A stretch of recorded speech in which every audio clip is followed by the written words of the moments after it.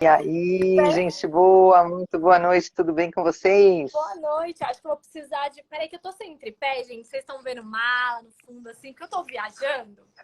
Então, Estamos, é isso. amiga. Se vira nos 30 que eu pus o celular no lixinho, sabe? Peraí, gente. Vou só caçar Eu um tô com link. ele aqui apoiado aqui na perna. É tipo isso, sabe? Sexta-feira é negócio, né? Mas, gente, eu queria mostrar até onde eu tô para vocês. Deixa eu ver se eu consigo. É um lugar muito legal, Tami, que você tem que vir conhecer. A gente que é da neurociência ama. É um lugar da neurocientista Inês Coso. Ela acaba de inaugurar, chama Espaço Ágora. Pensa assim num espaço que te estimula, cada cantinho do espaço te estimula, te leva para outro lugar, te faz relaxar. É assim, uma experiência neurocientífica na sua hospedagem. Estou simplesmente amando.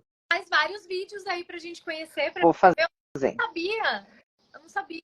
Chá comigo. Não, é porque está inaugurando agora, ó. Essa aqui é uma partezinha do meu quarto. Vocês vão ver intimidades aqui, ó. Ah, A gente acabou de tomar um mas vinhozinho. Maridão aqui deitadinho, falem oi. Tá acompanhando a live, olha lá. Então, sexta-feira é isso, né, gente? Sexta-feira é sextou e a gente tá aqui, fala com vocês mesmo quando a gente tá viajando. Vamos lá. tá tão romântico, é só mala e roupa.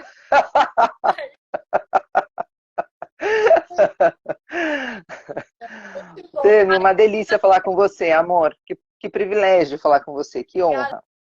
Adoro. Eu fiquei muito feliz que você aceitou, porque assim, eu já dei alguns treinamentos em escolas, etc.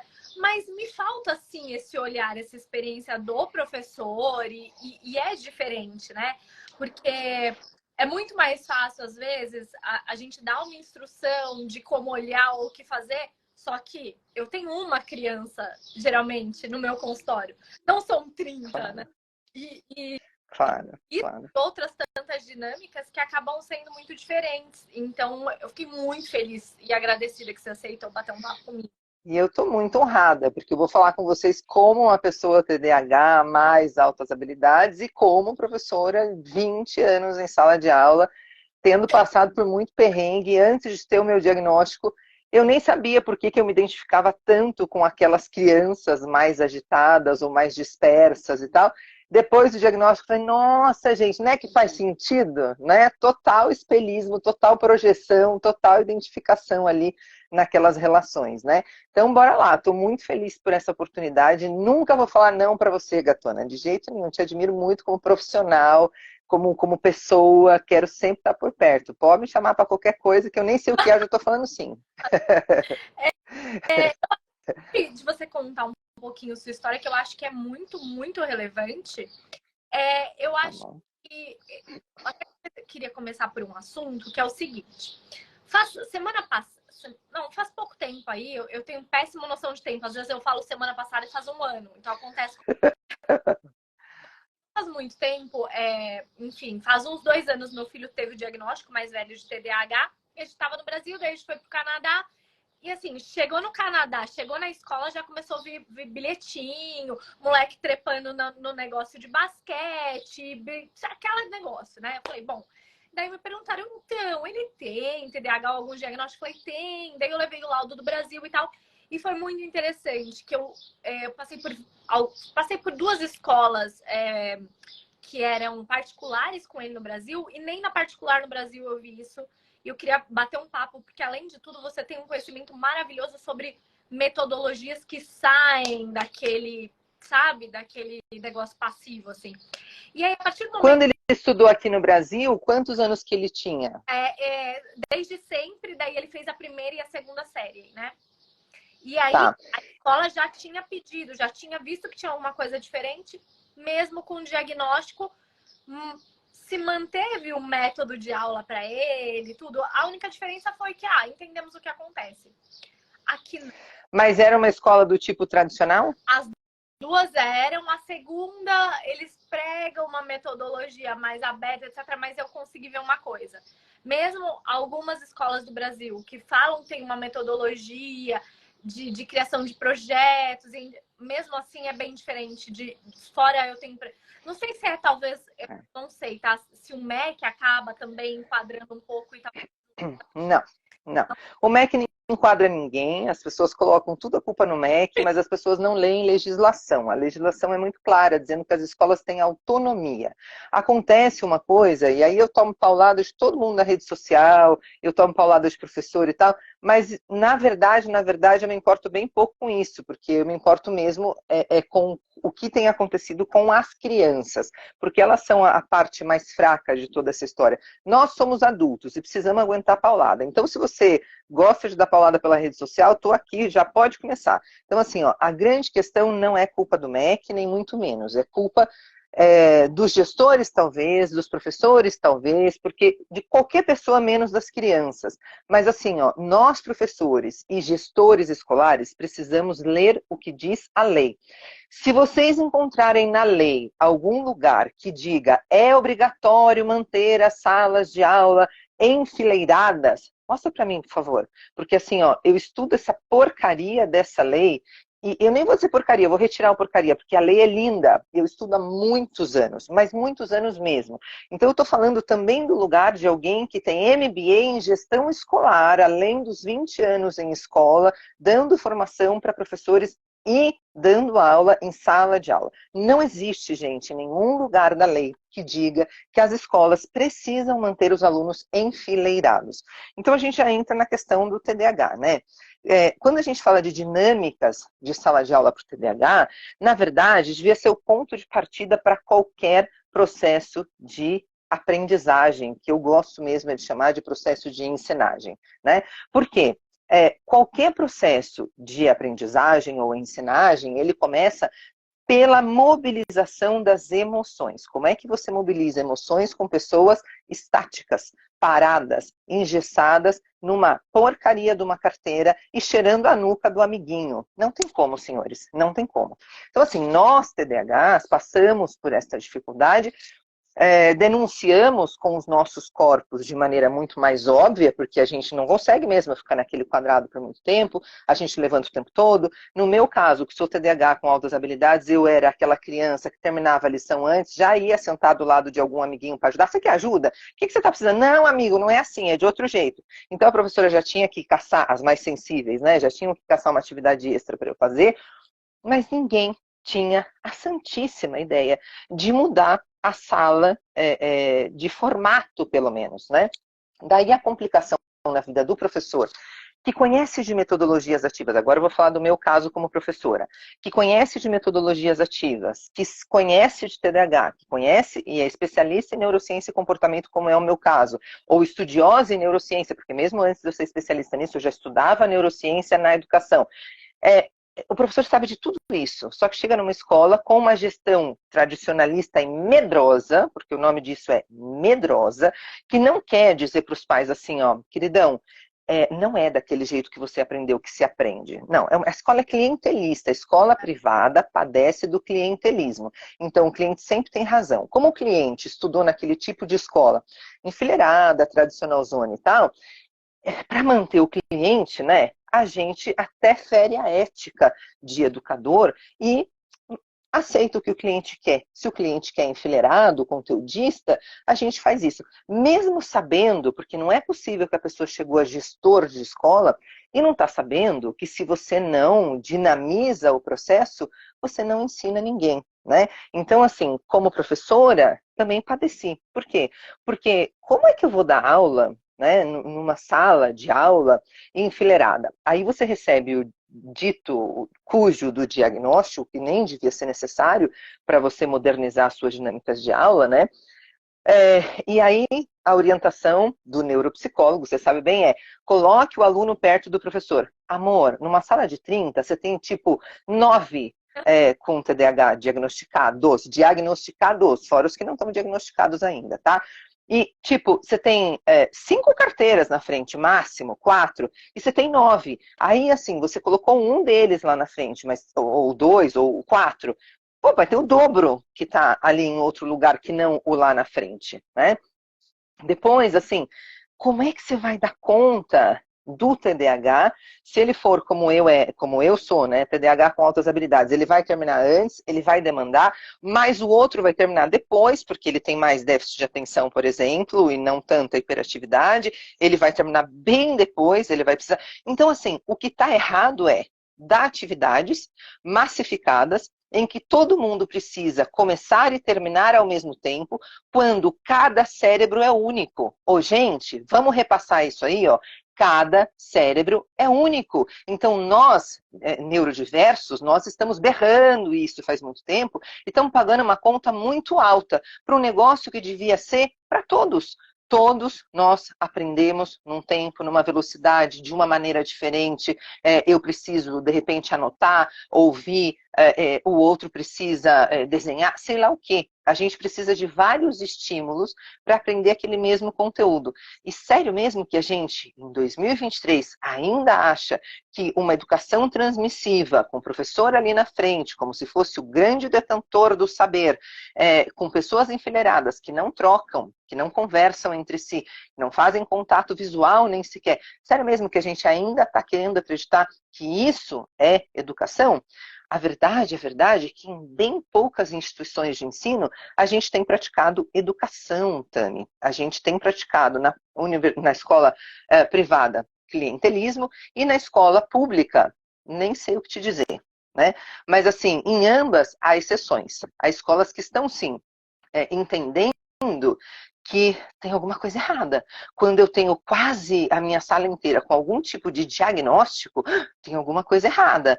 Quando eu não tenho frente suficiente para botar todo mundo que foi orientado a sentar na frente, alguma coisa, estrategicamente, no que diz respeito ao espaço, eu precisava mudar. Você entra no espaço de uma sala de aula, ó, ela é toda branca, ela é toda sem vida, ela não tem um convite para você aprender. Você viu que eu te mostrei aqui o espaço Ágora, né, da Inês Coso. Eu não sei se deu para ver detalhes, né? Mas tem uma parede aqui com Van Gogh, tem a outra parede ali com coqueiro, tem uma outra ali com um monte, com cores, com plantas, tem orquídea.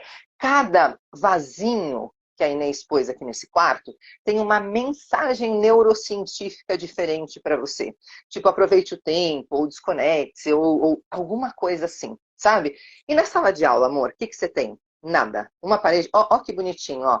Música on, problemas off. Tá vendo? Isso aqui é para você botar o copo em cima. Então, tudo tá cheio de estímulos para você, tudo tá cheio de mensagem para você reprogramar o seu cérebro, o seu estar no aqui e agora desse espaço, desse momento, sabe? E na escola? E na sala de aula? Conta para mim como que é normalmente. É um negócio hospitalar, né? Você não sabe se você entrou na Fundação Casa, no hospital ou na escola, porque tem tudo a mesma cara, é tudo super impessoal. Agora, vamos imaginar assim, ó, tô falando da minha escola ideal, tá? Vamos imaginar que você entrou numa sala de aula em que os alunos ajudaram a decorar essa sala de aula. Os alunos levaram para lá a sua almofada preferida, o seu livro preferido, se é aluno de educação infantil ou não, levou o seu ursinho de pelúcia, ele levou uma foto da família. Pô, no meu escritório eu tenho a foto da minha enteada, do meu marido tem a minha foto, da filha dele. A gente tem coisas personalizadas no nosso escritório, mas na escola, né, onde as nossas crianças passam 6, 8 horas, porque é uma jornada de trabalho que se passa na escola hoje também, não tem nada que diga a ela que ela pertence àquele espaço. Então, o TDAH manifesta isso, talvez, de uma maneira mais chamativa. Mas se você for olhar para todos aqueles corpos, de alguma maneira, eles estão dizendo, estou infeliz, isso aqui é um saco, eu não estou aprendendo nada.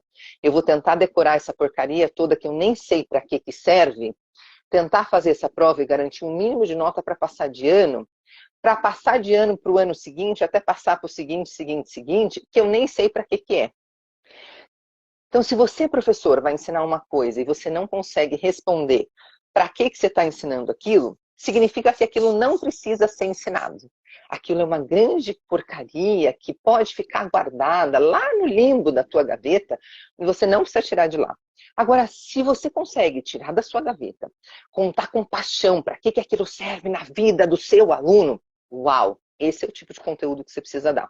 Para o TDAH, para o não TDAH, para o que é autista, para qualquer pessoa. Se a gente tivesse a coragem, Tami, de estudar, em aprender metodologias ativas, aprendizagem por projeto, se a gente tivesse coragem de sair desse lugarzinho que a gente se meteu, de, mas olha o salário que a gente ganha. Amor, você trabalhando de maneira tradicional, está mudando o seu salário? Então esse argumento está fora. Né? Mas também a família não faz a parte dela. Que família? Não pira. Tem criança que o pai está preso, a mãe está drogada, ela está a ponto de ir para um abrigo, às vezes já está no abrigo, vai para a escola, mas já está no abrigo. Né? Tem famílias muito bem-sucedidas financeiramente, mas que o pai está viajando pela empresa e que vai para casa uma vez ao mês, a mãe está enlouquecida com todas as tarefas que tem para fazer, ou é o contrário, a mãe que está enlouquecida com o trabalho, viajando, e é o pai que está dando conta de tudo isso, mas enfim, não existe aquele modelo de família que você aprendeu lá na propaganda da margarina Doriana, sabe? Aquilo não existe. Então, sim, a escola vai ter que cuidar das emoções. Essa é uma demanda do TDAH, muito alta. O TDAH está dizendo o tempo todo assim, eu não sei fazer a gestão das minhas emoções. Eu não sei. Eu não tenho ferramentas para me organizar. Eu sou impulsivo, eu explodo, eu não consigo ter censura das minhas palavras. Do jeito que eu estou pensando, eu já estou falando e às vezes sai mais agressivo do que eu estava pensando realmente. Mas isso o TDAH está mostrando. E o que não é TDAH e não está conseguindo mostrar, como é que será que estão as emoções dessa criança, né? Então a gente precisava, de verdade, ter coragem, né, de mudar tudo. E de parar de dizer assim, o que essa louca tá falando? Se você lê a minha rede no Instagram, você chora. Porque tem comentários assim, essa louca nunca entrou em sala de aula. Amor, são 20 anos de sala de aula, minha testemunha esteve comigo em alguns deles. Mas ela não sabe nem o que está falando, nunca pisou em escola pública. São 20 anos me dividindo entre escola pública, privada, terceiro setor e setor corporativo. Mas vamos supor que eu só fosse pesquisadora. Vamos supor. Ainda assim eu precisaria ser ouvida. Por quê? Porque se o professor da escola pública ou da escola privada estivessem gozando de bons resultados em educação, significaria que eles estavam já no ponto de ensinar para as outras pessoas o que e como fazer. Parece que não é o caso. Então, vamos colocar o chinelinho da humildade e vamos começar a trocar. Tami, eu não sei sobre isso. Você me ensina? Olha a tua humildade, Tami, no começo dessa live, falando assim, Irene, você tem tanta experiência em escola, eu falo como neuropsicólogo, mas eu não tenho a tua experiência. Olha a humildade, cara, você é gigante, claro que você sabe o que fazer na escola. Eu te vi em ação, é óbvio que você sabe. Mas apesar de tudo que você sabe, você começa a live pedindo troca. Vamos trocar? Eu acho que nisso você sabe mais do que eu. E eu dizendo, cara, mas você é neuropsicóloga, vamos trocar? Com certeza, dessa construção aí de como funciona o cérebro da criança, você sabe muito mais do que eu. Até porque, como eu também sou TDAH, mas não sou psicóloga, provavelmente eu aja de maneira muito mais subjetiva, né? Muito tomando as dores dessa criança, guerreando por essa criança, porque eu sou essa criança, né? Essa criança é a minha criança interior, então eu mato e morro por essa criança. É claro que eu vou defender essa criança com unhas e dentes, porque eu sei bem o que eu passei, o que eu passo ainda, né? Como eu sou mal interpretada ainda, por ser hiperativa, por ter altas habilidades, né? Então, óbvio, eu tô agindo, defendendo aquela criança e todas as crianças, mas me defendendo também, né? Tentando ter uma voz que eu não tive quando era aluna, né? Então, eu acho que a gente está precisando também mesmo ter a coragem de botar essa sandalinha da humildade e falar, cara, como é que faz isso? Vamos fazer juntos? Eu acho que a gente não está sabendo mesmo fazer, né? Parece que os alunos estão em sofrimento. Mas como se não bastasse, os professores também estão em sofrimento. A cada 4 professores a gente tem um que está passando por algum tipo de doença mental, de transtorno mental. Então a escola não está boa para ninguém, exceto para quem bota o filho lá e não precisa pensar porque terceirizou, né? Ou para quem recebe o dinheiro da mensalidade. Aí eu acho que está legal, né? Mas para o resto, para os 2 grandes agentes, quais sejam professores e alunos, claramente estão em sofrimento. Mas aí faz o quê? Bom, aí a gente precisa lembrar que nós somos homo ludens, nós somos pessoas do lúdico. Nós viemos para o lúdico, nós viemos para brincar. E nós queremos transformar a escola numa mini empresa. Então, todo mundo precisa ser mini adulto, com essa vida mega pesada, porque a gente também tem um conceito equivocado de trabalho, que o trabalho tem que ser duro, pesado. A vida é sofrida, meu filho. A vida é muito dura. Você tem que se preparar para a dureza da vida, né? Então, a vida já vai ser dura daqui a pouco, mas eu já começo ferrando a criancinha aqui, né? Supostamente para se preparar. Parece que é quase uma vingança do adulto, sabe? Já que eu estou me ferrando tanto, né? Olha, eu estou me ferrando aqui para pagar tua mensalidade, tua única obrigação é estudar. Então você tem que fazer isso aqui direito, porque eu estou te dando o que eu não tive.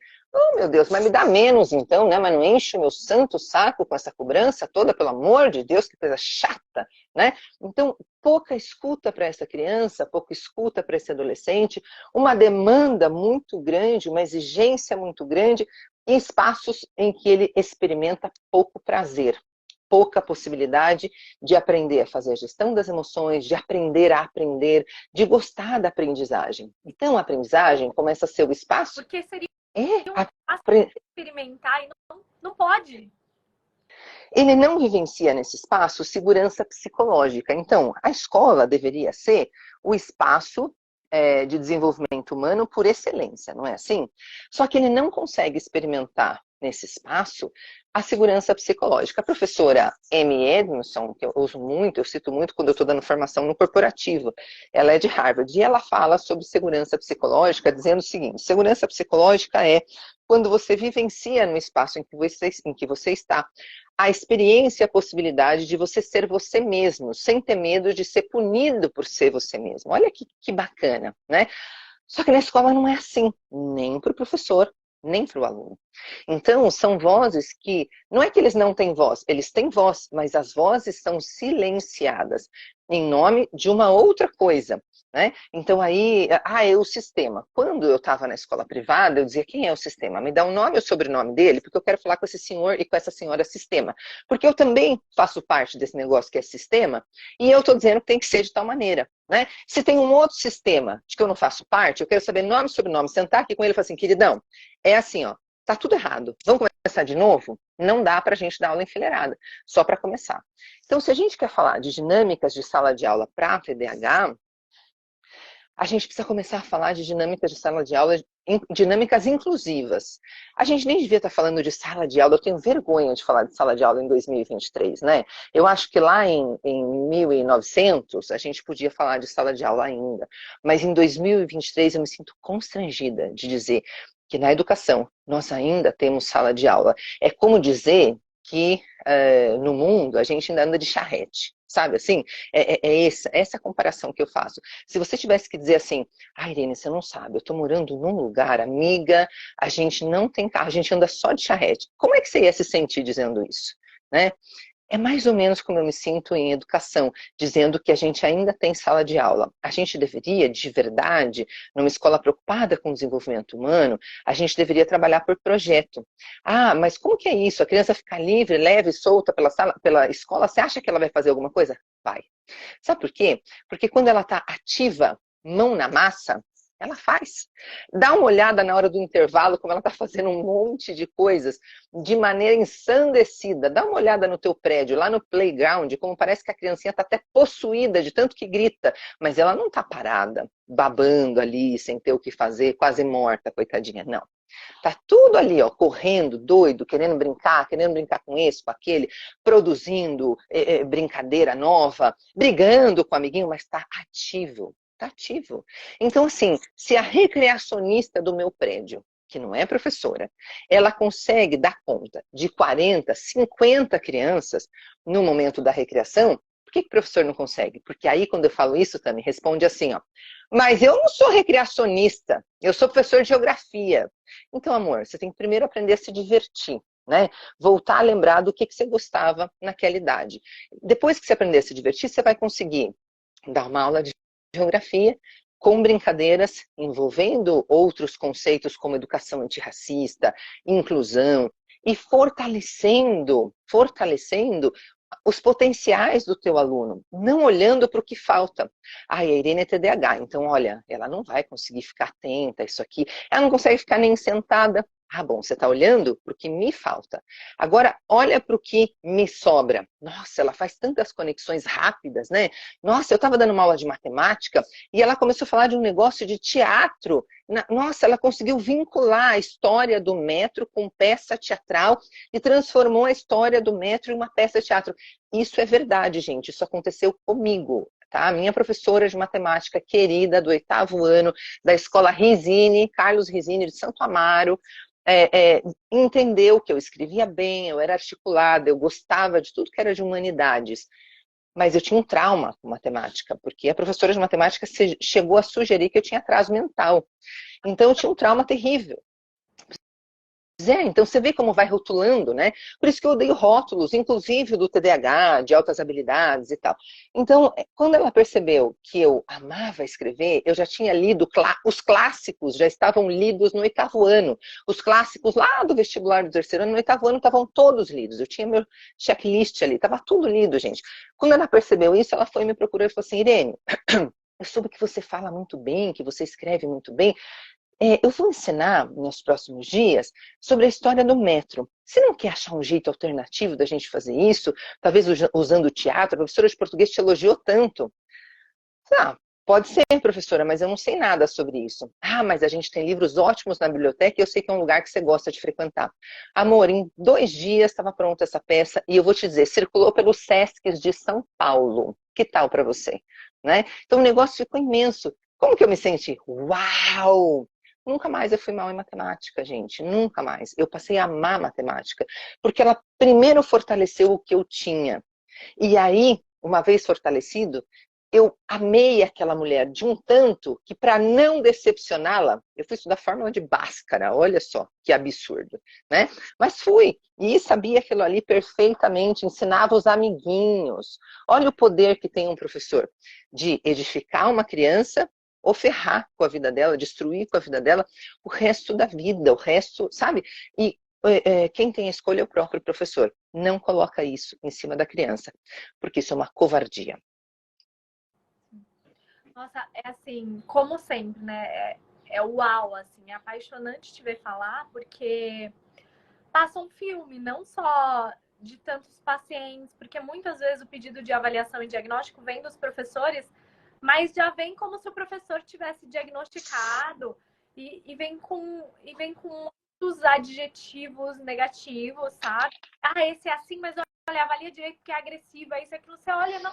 Mas a gente esquece que a criança, qualquer criança, uma criança com TDAH mais por causa da dificuldade de autorregulação, mas as crianças elas estão experienciando, inclusive, as próprias reações.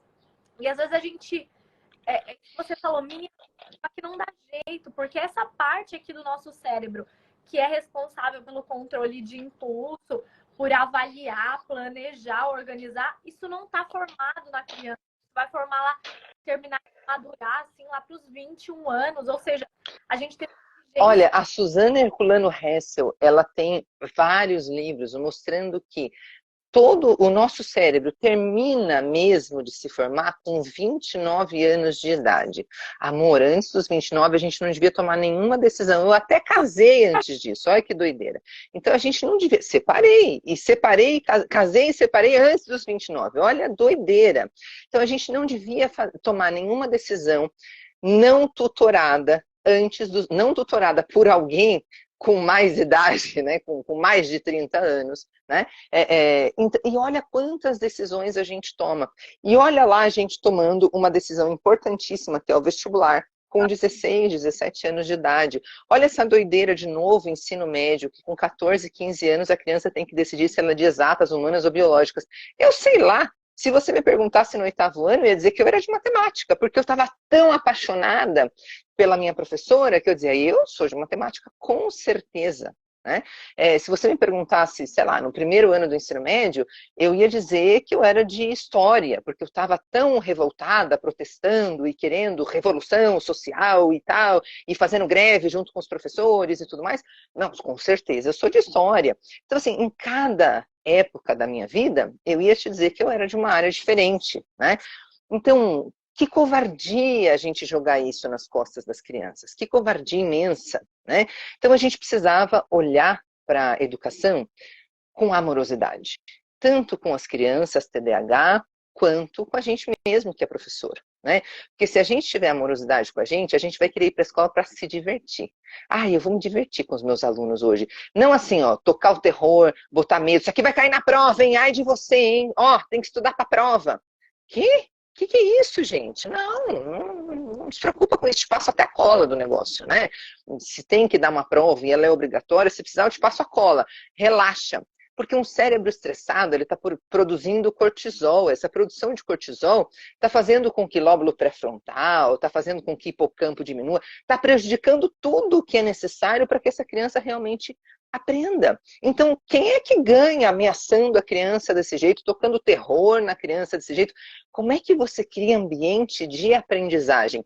Externo já está uma bagaceira, né? Porque não tem uma coisa que estimule. E aí você cria o mundo interno da criança, outra bagaceira, porque aí você põe toda uma química negativa que justamente impede a aprendizagem, porque ela está totalmente intoxicada de cortisol e tudo de que ela não precisa para poder aprender. E aí você fala, essa criança tem problema de aprendizagem. Oi? Ela que tem problema de aprendizagem? Sério, você jura? Né? Então, assim, covardia, não dá para colocar outro nome, né, Tami? Então, se a gente está falando de uma criança TDAH, e aí não importa de verdade se ela tem mais déficit de atenção ou mais hiperatividade, no meu caso está claro que eu tenho muito mais hiperatividade, mas não importa isso, né? Importa que, assim, se é essa criança que mais vai chamar atenção para o fato de que a estratégia de aula está equivocada. Mas ela vai chamar mais atenção, provavelmente, porque ela tem menos ferramentas emocionais autorregulatórias. Então, ela tem menos filtro. Ela está falando e ela está pensando, ela está falando e ela está pensando.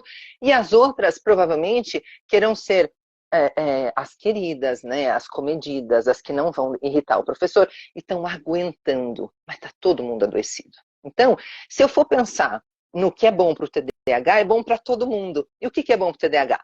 Uma sala que tenha um ambiente que estimule a aprendizagem, que seja criativo, umas mesas e carteiras que estimulem o trabalho em grupo, que estimule o trabalho colaborativo, jamais o trabalho competitivo, uma organização. A tua internet eu acho que está com delay, e às vezes eu te atropelo, não é só porque eu sou hiperativa, é porque realmente não está chegando.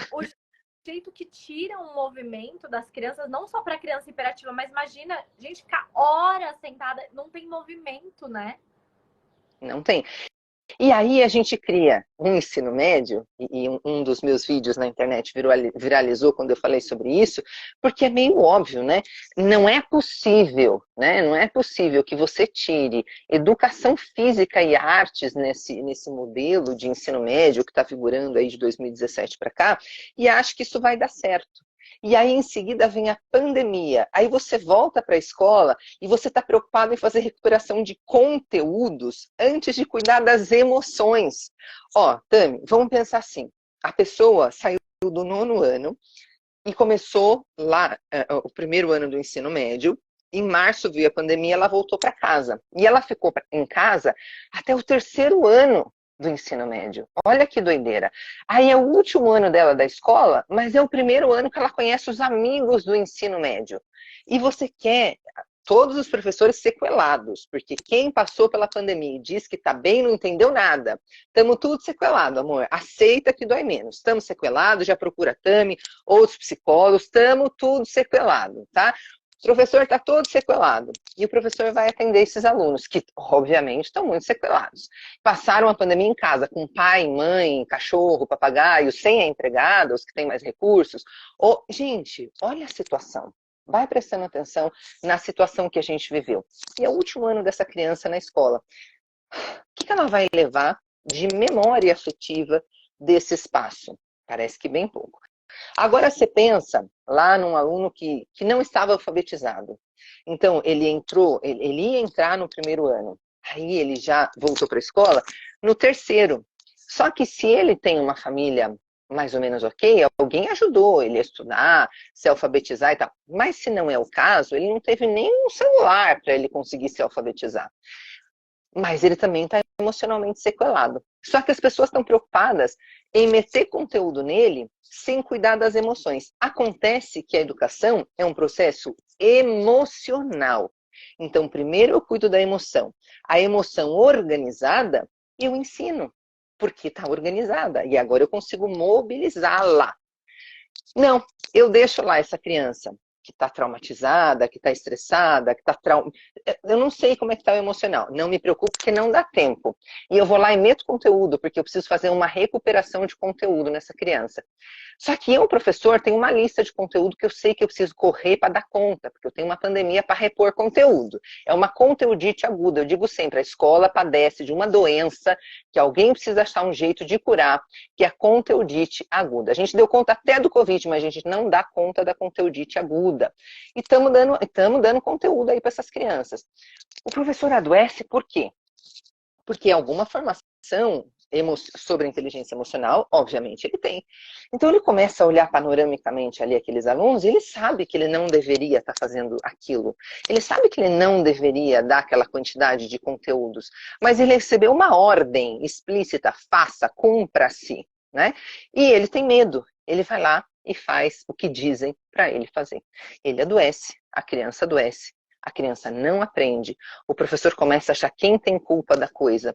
E às vezes acha de botar culpa no pobre consultor, no caso eu, né, que vai lá tentar compartilhar com ele algum conhecimento que pode ajudar nas estratégias de ensino e aprendizagem. Né? Alguém tem que ter a culpa. Então, se eu botar a culpa em alguém de dentro, eu posso ser punido. Melhor botar a culpa em alguém de fora. Ai, gente, por favor.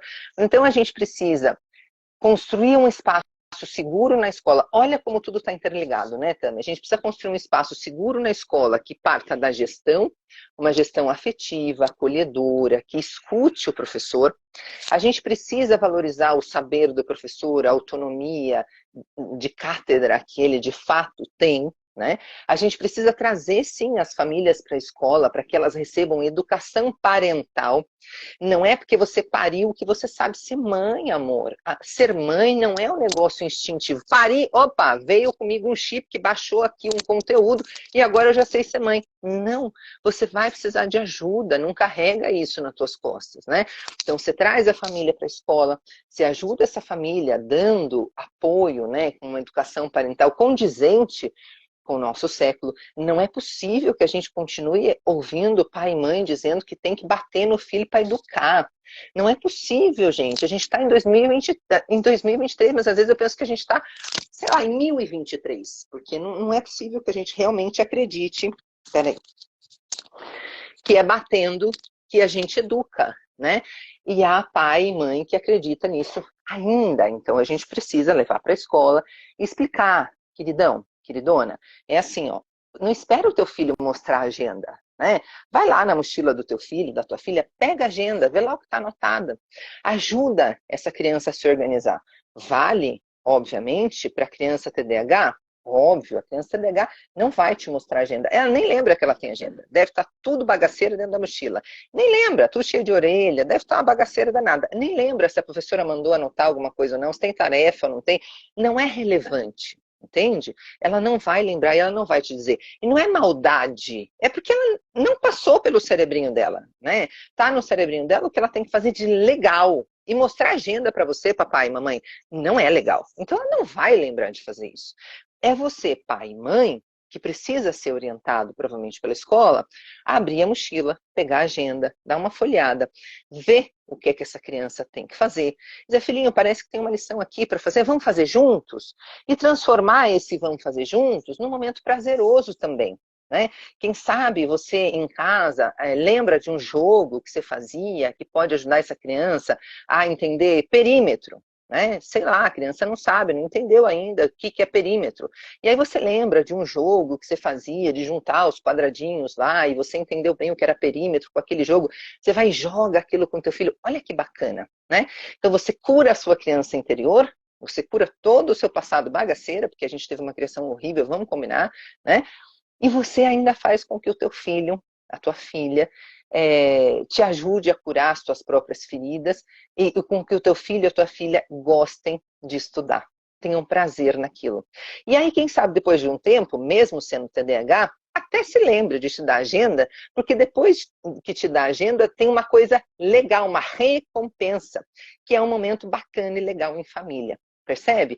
Mas olha só o caminho que eu fiz com vocês, ó. Eu fui lá da gestão, eu passei pelos professores, eu trouxe a família, e aí eu vou lá para a última parte dessa corrente, né? Para a última parte dessa corrente, que é a criança. Né? Então eu vou ouvir essa criança, como é que você está? Você está feliz nessa escola? Do que você mais gosta? Gente, quando eu ouço, eu tenho mentorados, desde mentorados de 50 anos do mundo corporativo, até mentoradinhos de 9 anos de idade. Estou trabalhando projeto de vida e carreira. Obviamente não estou trabalhando carreira com mentorado de 9 anos de idade. Mas quando você ouve do mentorado de 9 anos de idade, amor, o que você mais gosta na tua escola? O horário da entrada e o intervalo. Você fala, não, tá tudo errado. Tá tudo errado.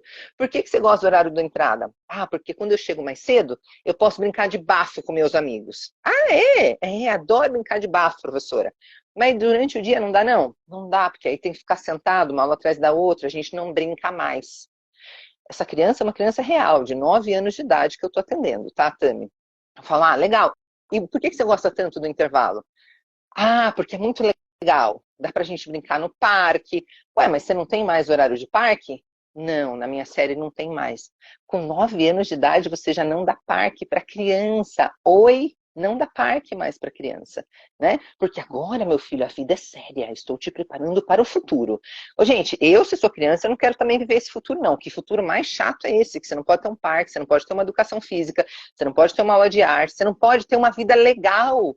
Que chato ser adulto. Eu quero mais é ser Peter Pan mesmo. Aí a gente sai correndo e procura neuropsicóloga. Por quê? Porque, ai, meu filho não quer crescer, não tem maturidade. Amor, ser adulto, ele olha pra você e fala assim, que horror, eu não quero chegar nisso aí não, eu quero ser criança pra sempre. É ou não é, Tami? Nossa, é isso. E o quanto cresceu pessoas, assim, entre os 19 e os 23, com um comportamento e até um tipo de pensamento mais regredido, muito parecido com os 15. E é toda essa mensagem que você está falando. É Claro. exatamente isso.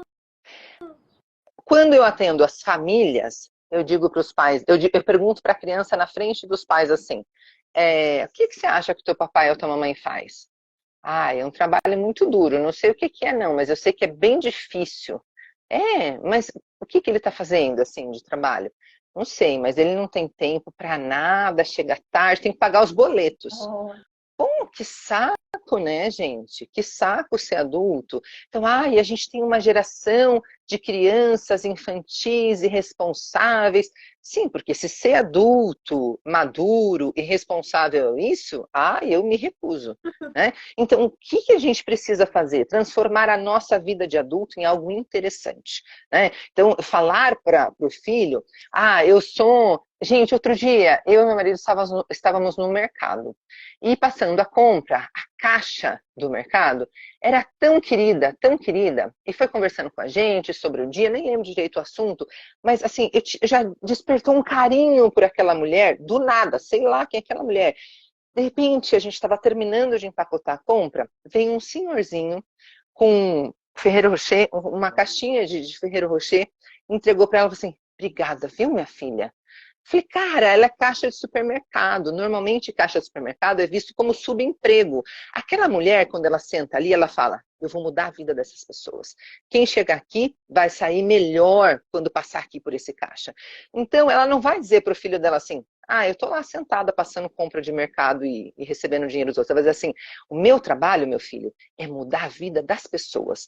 Todo mundo que passa por mim sai melhor, sai se sentindo melhor. Eu nem sei os problemas que eles tinham antes de passar por mim, mas eu sei, meu filho, que quando ele passa por mim, ele sai melhor. Então, meu filho não sabe que eu sou caixa de supermercado, ele não sabe que isso socialmente não é tão bem valorizado, nem tão bem visto. Mas meu filho sabe que ser adulto, que trabalhar é muito legal, porque faz da vida das pessoas um negócio muito melhor. Gente, não é legal viver assim? Agora, você vê as pesquisas, né, Tami? A previsão é de que a gente, nos próximos 5 anos, já tenha pouquíssimos professores no mercado, porque os jovens querem ser qualquer coisa na vida menos professor. Isso é um sintoma grave. Por quê? Porque o professor não está inspirando. Não é só uma questão financeira, veja bem. É porque o professor não está inspirando. E não está inspirando por quê? Porque insiste o tempo todo nessa coisa do salário. Amor, você não foi enganado. Quando você decidiu ser professor, você não se imaginava saindo de casa com uma Ferrari ou colecionando Lamborghinis igual o Neymar. Você não estava imaginando isso de verdade, né, querido? Então, assim, muda de tema, né? Se arruma, fica legal, mostra uma aparência bem cuidada para o teu aluno, porque assim, ó, ele está olhando para você e o neurônio espelho dele está aprendendo o que, que é a vida e o que, que não é. O que, que é ser adulto e o que, que não é. O que, que é ser de tal profissão ou de outra. É ou não é, Tami? E aí ele olha para você e fala assim, eu, hein, qualquer coisa menos professor. Meu professor só reclama, chega com uma cara de bagaceira, só reclama do salário e fala de aposentadoria, qualquer coisa menos ser professor. É assim ou não, amor? Exatamente. E essa capacidade da gente fazer o que a gente pode, né? Porque senão fica um olhar sempre quando o governo, quando o aluno, quando a escola. Tá bom, legal, é ótimo e tudo isso precisa mexer e mudar e tá bom. Mas e aí? E hoje? O que dá para eu fazer hoje para o meu dia ser melhor? É o que você falou da caixa, para o meu dia ser melhor, para o dia do outro. Porque quando a gente sai de casa assim, desse jeito bagaceira, não é só o dia do outro, é o nosso dia.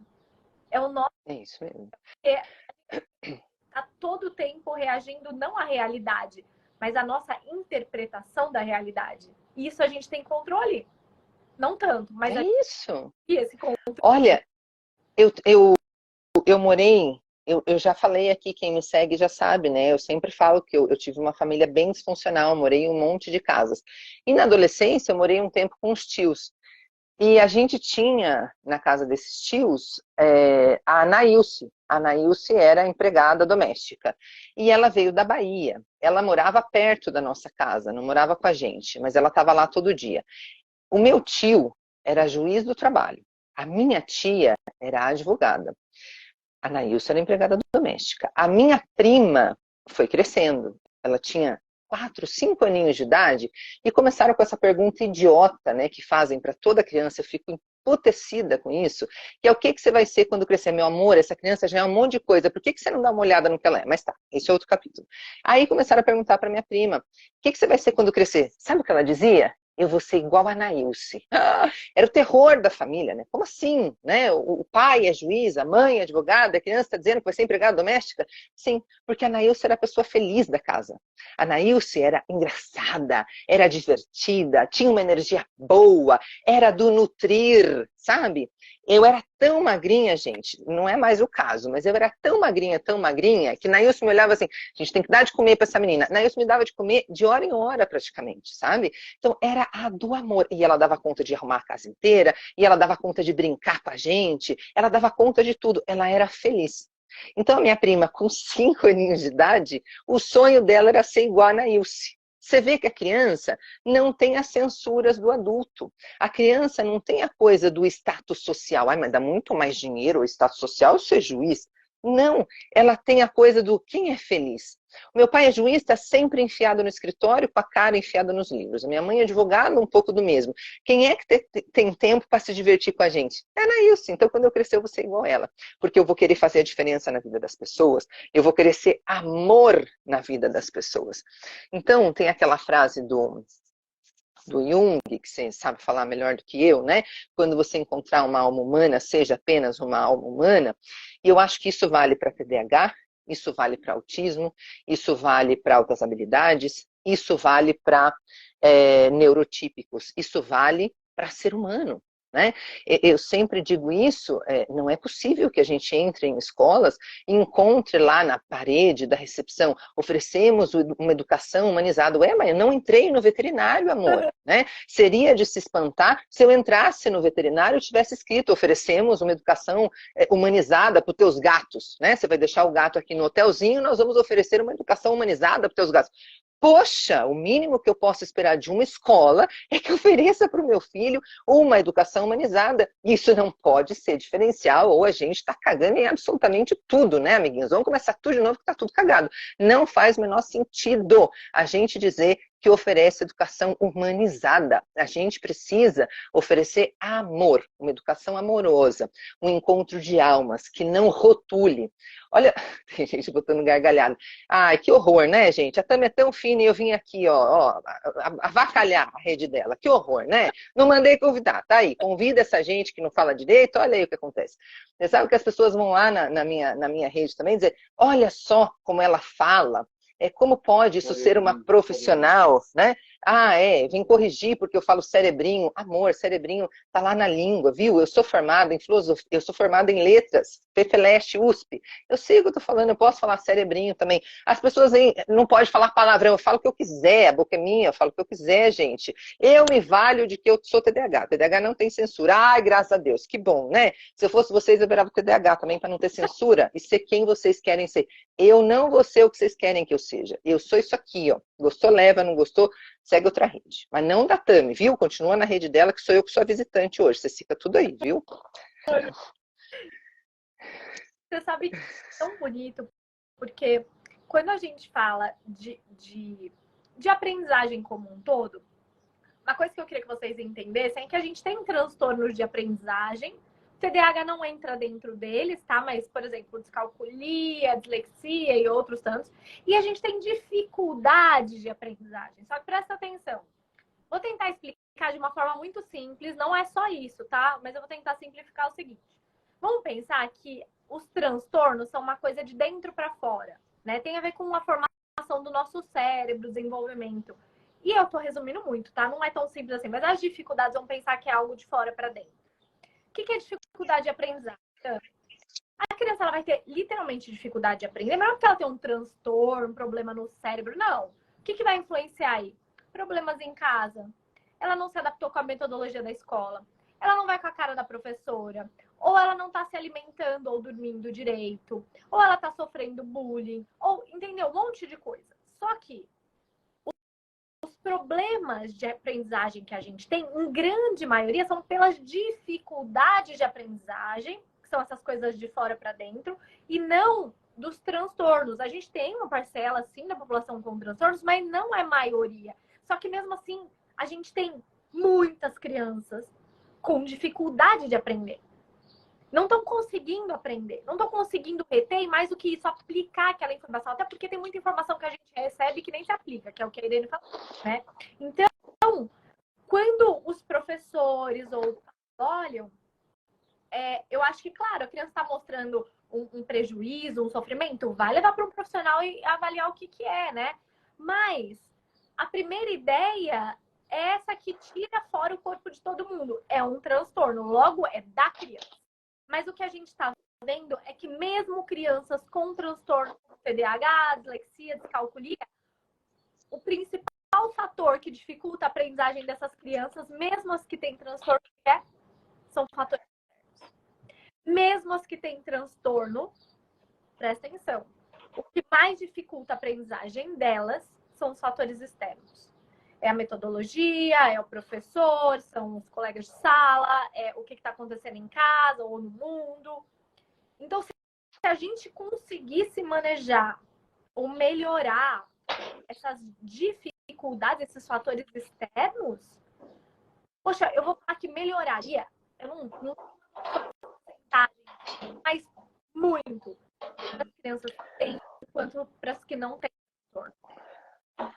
Tami, como a gente está padecendo de uma falta de potencial interpretativo, quando as pessoas ouvem a minha fala, elas já começam a me avacalhar sem entender o que eu estou falando. Então, eu vou tentar explicar aqui com calma hoje. Eu não sei se eu vou dar conta, porque de repente me sobe um sangue, me baixa um espírito doido aqui, eu já começo a me alterar. Mas eu vou tentar explicar de maneira um pouco calma. Vou tentar. Estou respirando aqui enquanto você está falando, para ver se eu dou conta de explicar sem me alterar dessa vez. Então, vamos lá. Olha só. Quem é o adulto da relação? Somos nós. Então, somos pais, são os professores. Eu vou focar nos professores porque eu não sou educadora parental, eu não sou neuropsicóloga. Se você é pai e mãe, vai procurar a Tami, vai procurar educador parental. Eu não sou essa pessoa, tá? Eu sou professora e eu trabalho com neurociência e comportamento e dou mentoria sobre neurociência e comportamento. Muito bem. continuar respirando aqui para ver se eu dou conta de ser fina até o final, que eu tô de visita aqui, gente. Vocês não deixam a Tami, você siga aí, ó, que ela não tem culpa de convidar essa gente doida. Então, olha só, eu sou o adulto da relação. Mais do que isso, eu sou o professor. Então, por que eu tenho que esperar a Tami, que é neuropsicóloga, me trazer o diagnóstico para eu incluir o meu aluno? Se eu devia ter incluído antes de qualquer coisa. Ai, mas precisa do diagnóstico. Surta tudo surtado lá no meu canal. Precisa do diagnóstico para garantir direitos. Amor, lê a lei. A lei é clara. Não precisa de diagnóstico para garantia de direitos. Mas precisa mesmo, é bacana ter um diagnóstico, porque olha só, se você tem recursos, se você pode contar com uma profissional como a Tami, que é neuropsicóloga, ela vai te dizer quais são os potenciais do seu filho, né? Quais são as dificuldades e o suporte que o teu filho precisa. Eu gosto da palavra suporte mais do que dificuldade. Ela vai te dizer, o teu filho é TDAH, ele precisa de suporte, ele precisa ser entendido quando ele explodir.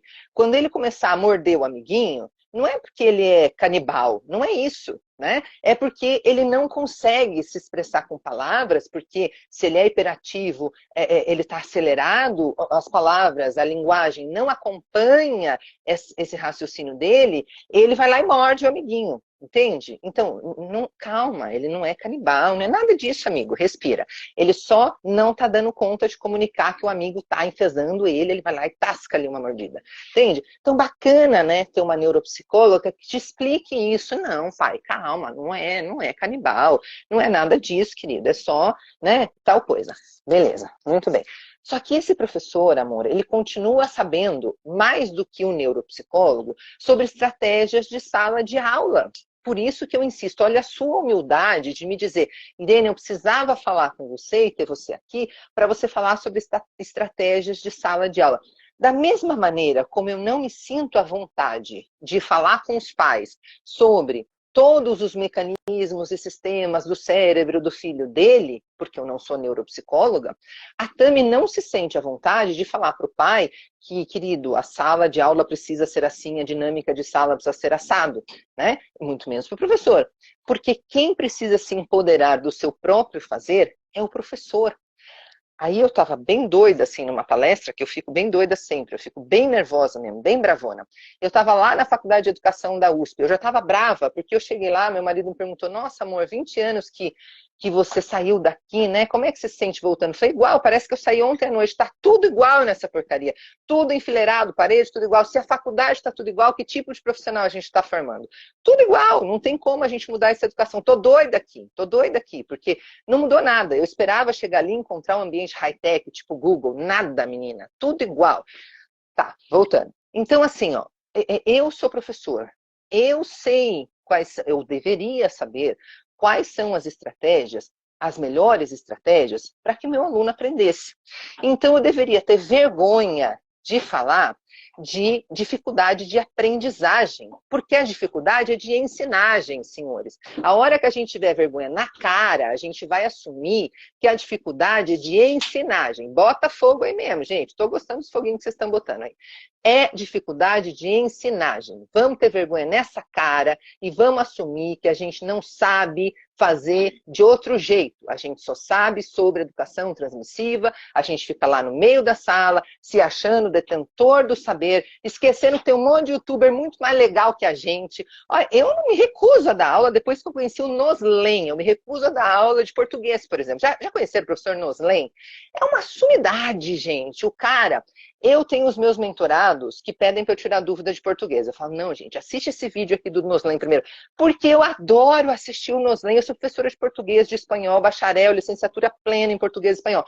Eu olho os vídeos do Noslen e falo, nunca faria isso. Ele faz até funk para a criança saber regra de acentuação. Sei lá, me ver fazendo um funk para a criança saber regra de acentuação? Óbvio que não, gente. Ele é um youtuber, ele tem milhões de seguidores na rede. Ele é 1000 vezes melhor do que eu.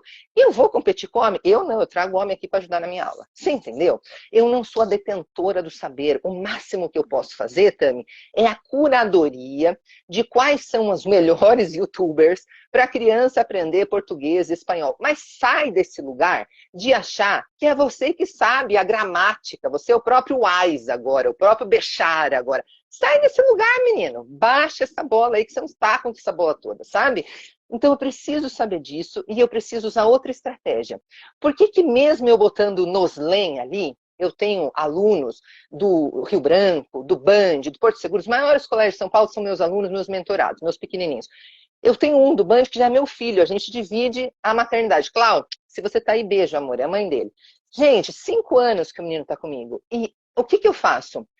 Já que o Noslen faz um negócio tão melhor do que eu, que é explicar gramática com funk, com dancinha, com os negócios que eu jamais faria, eu uso esse tempo que eu tenho com o filho da Cláudia, com o Luca, para eu empoderá-lo emocionalmente. Então, eu vou usar esse tempo para falar, você é bom, cara, olha isso aqui que você fez, olha esse exercício que você conseguiu resolver, isso aqui é de vestibular, você tá mandando bem, não sei o quê, olha esse negócio, esse resultado do esporte.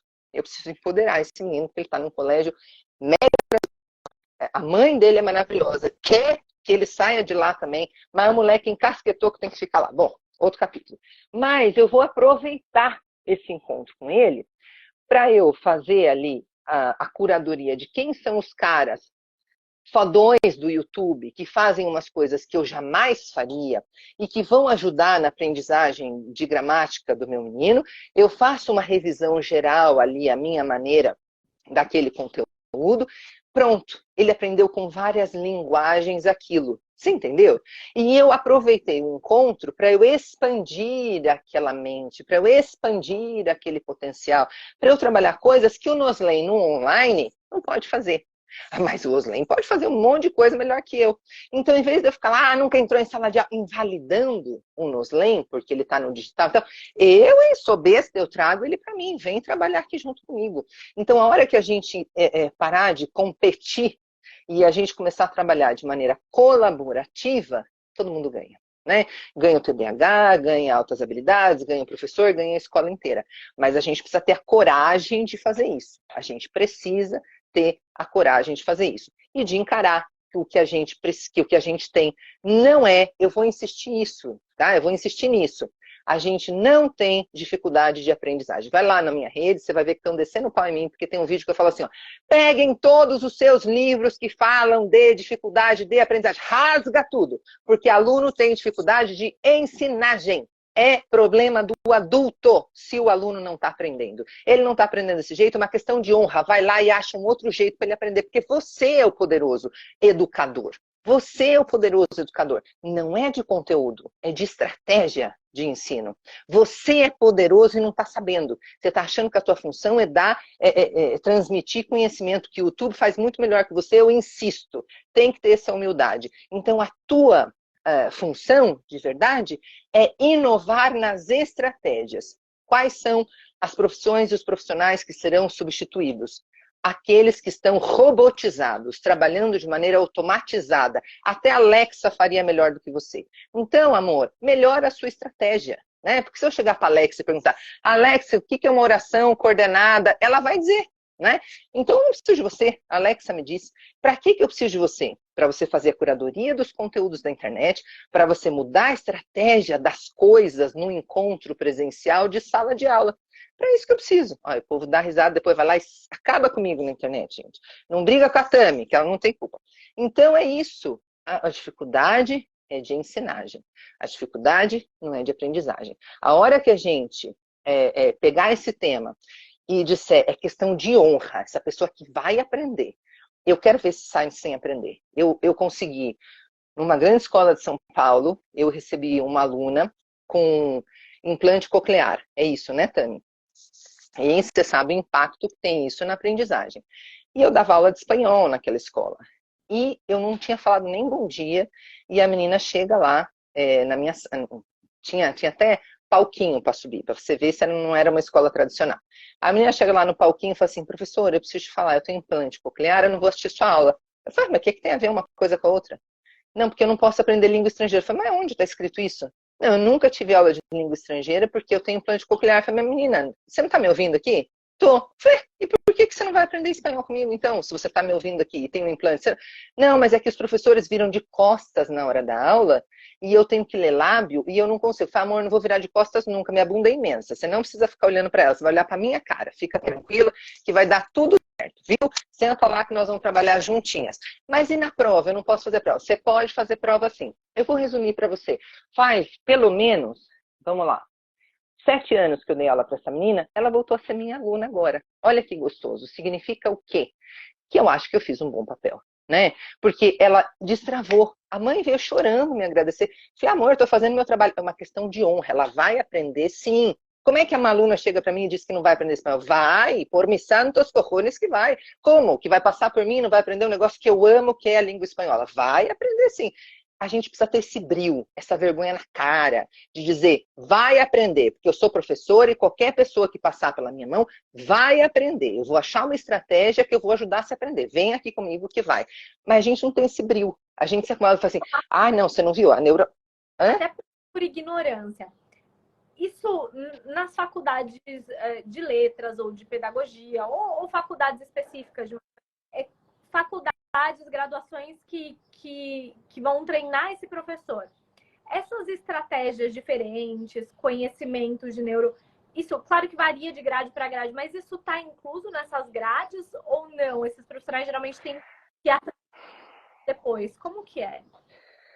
Amor, na Universidade de São Paulo, você não é... Eu vou falar da Universidade de São Paulo, que é a minha casa, para onde eu nem voltei. Eu só volto agora como formadora, enfim, para dar palestra, fazer workshop. Mas eu fiz mestrado em outro lugar, fiz MBA em outro lugar, especialização em outro lugar, porque a Universidade de São Paulo, com toda a fama que tem, ela forma pesquisador. Você quer ser pesquisador? Você vai para a Universidade de São Paulo. O professor olha para você e fala assim, já pesquisou? Já estudou? Então, é a sua obrigação você pesquisar, você estudar. Você sai de lá sabendo tudo de linguagem científica, que provavelmente uma outra universidade não te dê. Agora, se você quer ser um profissional de chão, de sala de aula, você precisa fazer outras faculdades, as privadas, você precisa fazer uma PUC, você precisa fazer um Instituto Singularidade, você precisa fazer outras faculdades que realmente estão preocupadas em formar o profissional para o mercado, para a sala de aula. Mas mesmo nessas faculdades, neurociência ainda não entrou. Você vê? Neurociência está lá no campo da especialização, no campo da pós-graduação. E quando entra, é só para dizer que teve. Né? Então, bota ali umas coisinhas, o cérebro é isso. Tem um negócio muito, uma tara pela parte anatômica da neurociência. Fisiológica da neurociência. Você quer ver um professor feliz?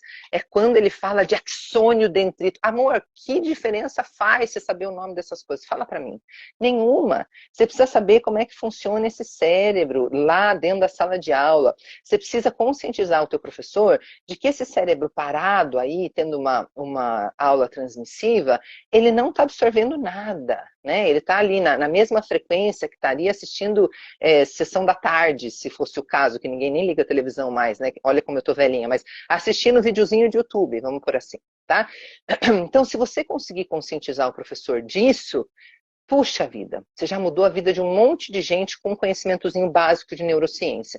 Se o professor, não importa de que matéria, conseguir chegar em sala, e eu desafio vocês a isso. Se o professor conseguir chegar em sala e falar para o aluno a importância do ciclo circadiano, do ciclo do sono para a aprendizagem, que você só consolida a memória, só consolida aquilo que você aprendeu se você dormir bem, senão todo aquele trabalho que você teve foi para o ralo, se o professor conseguir explicar isso, eu garanto para você que esse aluno vai ter muito mais consciência e vai mudar a rotina dele. Né? Eu tenho vários mentoradinhos que os pais vêm para cá e falam assim, agora tá essa doideira, que 9 horas tem que estar na cama e todo mundo tem que fazer silêncio e o horário de jantar tem que ser às 7, porque ele vai levantar às 6, e isso são meus pequenos neurocientistas. E eu não estou brigando, eu nem estou lá. Você vê? Olha só, eu estou lá na minha casa, eu falo para ele, tem um de São José do Rio Preto, vê lá se não está longe, nunca nem vi pessoalmente, né? Porque nem é de São Paulo. E tá lá, meu pequeno neurocientista. Por quê? Porque eu expliquei para ele o que acontece com o cérebro dele se ele não dorme. Ele vai ser besta de ficar no celular até tarde, sabendo que ele vai ficar, que ele vai perder um monte de coisas que ele se dedicou a aprender? Não vai, né? Então ele vai lá se preocupar. realmente dormir no horário que ele precisa dormir. É isso. Mas a gente tem que ter essa coragem, esse conhecimento para entrar em sala de aula e falar além daquele conteúdo. Tem gente que sai da faculdade, dá o primeiro ano de aula e dá aquele primeiro ano o resto da vida, porque não inova em mais nada, né? Então, quantos anos você dá de aula? 20 anos. Não, amor, você dá só um, porque você pegou aquele primeiro ano lá e você ficou repetindo 20 anos. 20 anos você ficou repetindo aquele primeiro lá, daquele primeiro jeitinho que você fez, né? O professor que tem as folhinhas até meio amarelas, porque se recusa a usar tecnologia, tem as folhinhas lá amarelas, lá de quando, né? Enfim, é isso que acontece. E é muito interessante isso. Até a gente falando de TDAH, eu recebo várias. Daí você vai ver, não estão dormindo. E aí, que atenção que foca, que memória. Não é um negócio, é exatamente isso. E falta um conhecimento, às vezes, do básico. Eu vejo isso na psicologia. Não preparam. Aula de neuro é anatomia, essa área é isso, essa área é aquilo. E assim, muitos psicólogos, e eu acho que na pedagogia, em letras, é a mesma coisa. Como que eu atuo com comportamento humano, como que eu atuo com aprendizagem sem entender o cérebro? Que claro, gera. Impossível. Não tem como. Impossível. Nossa, eu tô isso, exatamente apaixonada. E, gente, eu quero falar, essa live vai ficar salva no meu perfil, no dela, mas essa live vai pro podcast, essa live vai pro YouTube. Me perguntaram se vai ter corte dessa live porque querem divulgar, eu vi aí passando. Sim, vai tirar pelo menos os palavrões, né, gente? Vamos cortar, vamos editar esse negócio, pelo amor de Deus. Traz a doida aqui, fala um monte de coisa, não edita. Não tem edição, não. Vai do jeito que saiu aqui, gente. Amei. Mas, assim, sempre aprendi muito. E, gente, essa live ela é muito útil, acho que para profissionais da área da saúde, para professores, para pais. Então, vai ficar aqui. Acho que deu uma travadinha, acho que é minha internet, né? Tá ruim minha internet? Tá meio ruim minha internet, né? Ui, deixa eu ver, peraí. A minha internet tá meio ruim aqui. Voltei. Tava boa, meio... voltou. Bom, gente, essa live, como vocês viram, é muito útil para pais, educadores, profissionais da saúde, enfim. Então, divulguem, vai ficar salva, compartilhem, porque eu acho que um dos pontos da gente trazer essas informações é que essas informações cheguem para outras pessoas. E a paixão que ela fala é apaixonante, toca, né? A gente se identifica com a paixão que você fala. Então, eu quero agradecer, assim, demais, como sempre. Imagina, meu amor, tô sempre junto, você chamou, já tô indo. Tô aqui de pijaminha, de férias, e tô aqui com você. Vou estar sempre, só você me chamar que eu vou, viu? Obrigada por essa oportunidade, obrigada a todos vocês que estão por aí. Acho que isso que a Tami falou é bem importante, assim, de a gente divulgar. Tem tanta gente organizada divulgando fake news, tanta gente organizada divulgando mitos de neurociência, uns negócios que você fala assim, oi? Onde é que estava isso, gente? Que eu nunca estudei esse negócio. Pera, deixa eu conferir aqui para ver como é que é, né? Tem tanta, mas o povo se organiza para fazer besteira. E a gente que está fazendo um negócio sério, a gente fica dentro do armário. Então, acho que está na hora da gente sair do armário e sair espalhando, sabe, a coisa. A gente também fazer a nossa tarefa de casa. Então, se essa live foi importante para você, amor, pega esse teu dedinho aí, põe lá nos seus stories, marca a gente, manda os amiguinhos assistir, pega esse aviãozinho, já sai mandando geral aí, ó, porque a gente precisa informar as pessoas. Olha, quanto será que custaria essa live? Né? Porque essa live é uma aula, né? Então, assim, quanto você pagaria por ela? Tá de graça aqui para você. Então, vai lá e espalha para todo mundo, né? Eu dou formações, gente, que custam R$4.000, né?